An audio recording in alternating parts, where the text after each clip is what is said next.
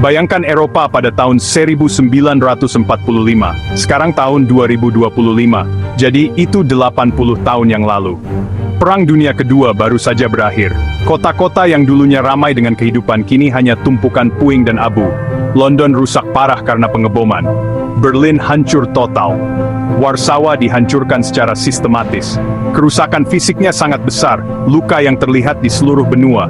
Orang-orang kehilangan rumah, usaha, seluruh dunia mereka.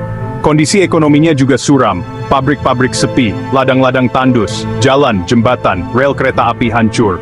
Jutaan orang mengungsi, berkeliaran di benua yang tidak lagi terasa seperti rumah, mencari keluarga yang hilang, atau sekadar tempat aman untuk beristirahat. Biaya kemanusiaan bahkan lebih mengejutkan dan sulit dipahami. Benua itu dihantui oleh hantu-hantu yang gugur dan kengerian Holocaust. Ada rasa kehilangan, kesedihan, dan kelelahan yang mendalam. Gagasan Eropa sebagai tempat lahir peradaban terasa seperti ironi yang pahit. Motivasi utama untuk cara berpikir baru ini sangat sederhana: perdamaian. Rakyat Eropa sangat ingin memastikan bahwa kengerian yang baru saja mereka alami tidak akan pernah terjadi lagi.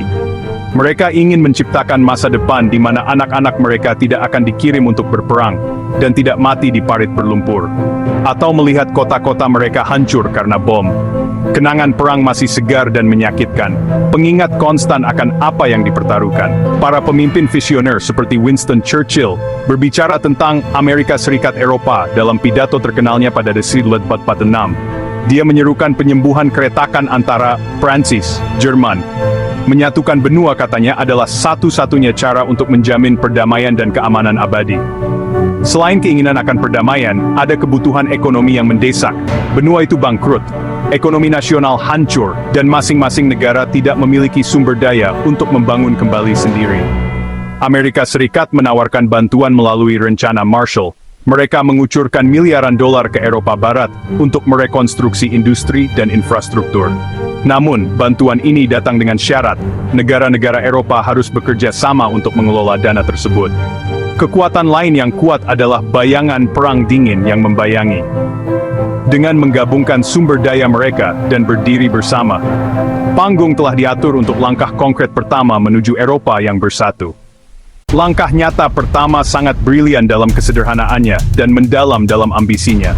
Pada tanggal 9 Mei, 1950 hari, yang kini dirayakan sebagai Hari Eropa, Menteri Luar Negeri Prancis Robert Schuman menyampaikan proposal inovatif. Dia mengusulkan agar Prancis dan Jerman Barat menggabungkan seluruh produksi batu bara dan baja mereka di bawah otoritas tinggi bersama.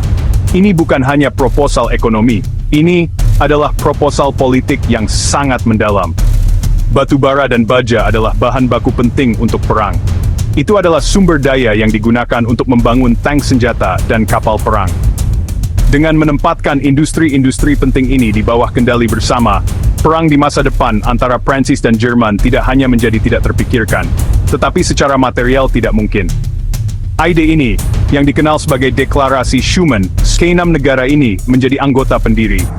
Pada tahun 1951, mereka menandatangani Perjanjian Paris, dan pada tahun 1952, Komunitas Batubara dan Baja Eropa (SCSC) resmi lahir. Didorong oleh keberhasilan SCSC, 6 anggota pendiri memutuskan untuk mengambil langkah logis berikutnya. Pada tahun 1957, mereka berkumpul di ibu kota Italia dan menandatangani Perjanjian Roma. Perjanjian tersebut membentuk Komunitas Ekonomi Eropa atau KIE, dan Komunitas Energi Atom Eropa, yang dikenal sebagai Euratom. KII yang sering disebut pasar bersama adalah yang paling signifikan. Tujuannya adalah untuk menciptakan pasar tunggal untuk barang, jasa, modal, orang.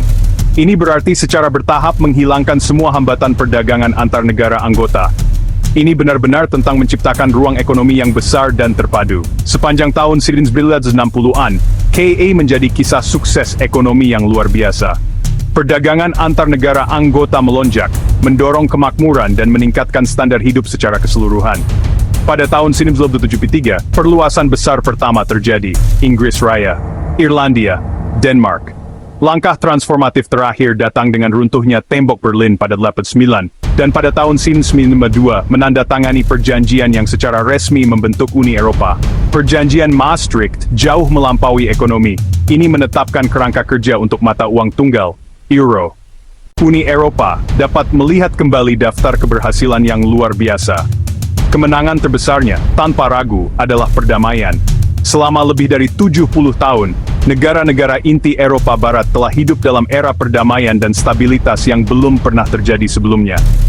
UE dianugerahi Hadiah Nobel Perdamaian pada tahun 2012 sebagai pengakuan atas pencapaian bersejarah ini. Pembentukan pasar tunggal, pengenalan euro, menciptakan salah satu zona ekonomi terbesar dan paling makmur di dunia. Ini telah memfasilitasi perdagangan, mendorong investasi, dan memberi ratusan juta warga kebebasan untuk hidup, bekerja, belajar, pensiun. Keberhasilan besar lainnya adalah perannya sebagai kekuatan untuk demokrasi dan hak asasi manusia. Namun, perjalanan UE menghadapi tantangan dan krisis signifikan.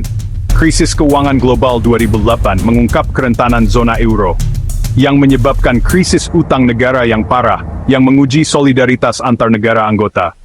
Krisis pengungsi 2015 meregangkan sistem suaka dan mengungkap perpecahan. Brexit, keputusan Inggris Raya meninggalkan UI pada 2016. Peristiwa ini memaksa pertanyaan tentang identitas, tujuan, dan hubungan dengan warga.